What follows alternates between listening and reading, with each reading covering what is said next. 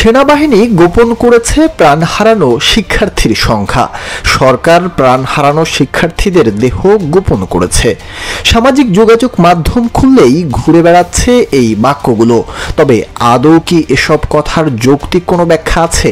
সত্যি কি এই প্রাণহানির সংখ্যা গোপন করা সম্ভব? আসুন শুনে নেই মাইলস্টোন স্কুল অ্যান্ড কলেজের এক শিক্ষিকার কাছেই। আমি আপনাকে সহজ করে বলি, একটা অ্যাক্সিডেন্ট যদি রাস্তায় হতো তাহলে কেউ জানে না এই মুহূর্তে পথচারী কে কে আছে।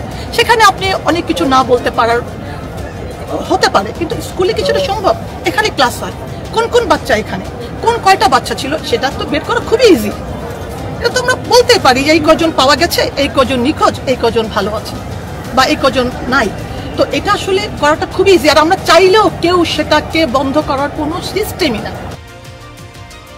এই বক্তব্যতেই স্পষ্ট, যেখানে প্রতিষ্ঠান জানে যে কতজন শিক্ষার্থী এসেছিল স্কুলে, প্রতিটি পরিবার জানে কার সন্তান ফিরেছে আর কার সন্তান আছেন হাসপাতালে, সেখানে প্রাণহানির সংখ্যা কিভাবে গোপন করা সম্ভব?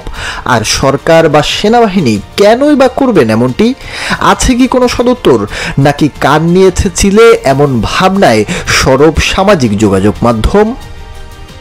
স্পষ্টভাবেই বোঝা যায় এসবই জনগণ ও সেনাবাহিনীর মধ্যে একটি দূরত্ব তৈরির চেষ্টা। উদ্দেশ্য একটাই, আইন শৃঙ্খলার অবনতি করে ফায়দা লোটা।